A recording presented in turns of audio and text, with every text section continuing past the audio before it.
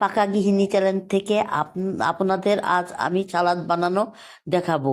চলুন রেসিপিতে চলে যাই। এক বাটি এই খিরাইটা আমি দিয়ে দিব। আমি খিরাইটা এইভাবে কেটে নিয়েছি, দেখতেই পাচ্ছেন। খিরাইটা আমি এভাবে কেটে নিয়েছি। এখন আবার গাজর নিয়েছি এক বাটি, এটা আমি দিয়ে দিব। গাজরটা আমি এভাবে কেটে নিয়েছি, দেখতেই পাচ্ছেন। কেটে নিয়েছি এভাবে। আমি এক বাটি টমেটো কেটে রেখেছি, এটা আমি এটার মধ্যে দিয়ে দিব।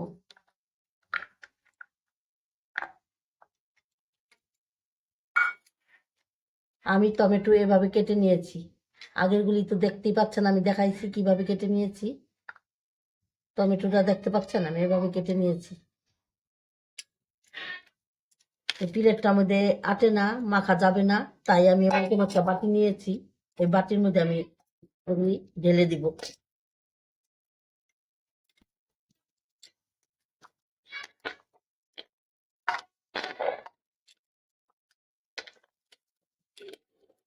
সবগুলি আমি ঢেলে নিয়েছি।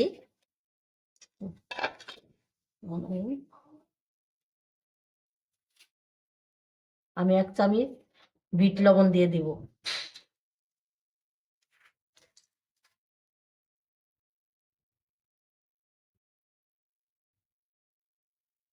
অল্প গোলমরিচের গুঁড়া দিয়ে দিব, সাদা গোলমরিচের গুঁড়া। এখন লেবুর রসটা দিয়ে দিব। আমার সালাদ বানানো যদি ভালো লেগে থাকে তাহলে ফেসবুক থেকে যারা দেখছেন তারা ফলো করবেন, আর ইউটিউবের থেকে যারা দেখছেন তারা সাবস্ক্রাইব করবেন।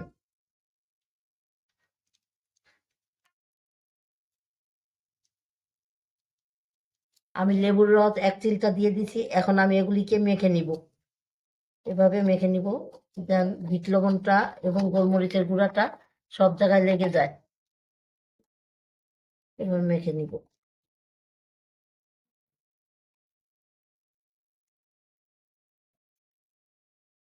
দেখতেই পাচ্ছেন আমার আমার সালাদ বানানোটা হয়ে গেছে, দেখতেই পাচ্ছেন। এভাবে খেলে স্বাস্থ্যের জন্য ভালো, শরীর স্বাস্থ্য ভালো থাকে। সালাদটা খুব উপকারী, আসে ছোট বড় সবাই খেতে পারে। ধন্যবাদ সবাইকে। আমার সালাদটা বানানো শেষ হয়ে গেছে, আপনাদের সবাইকে ধন্যবাদ।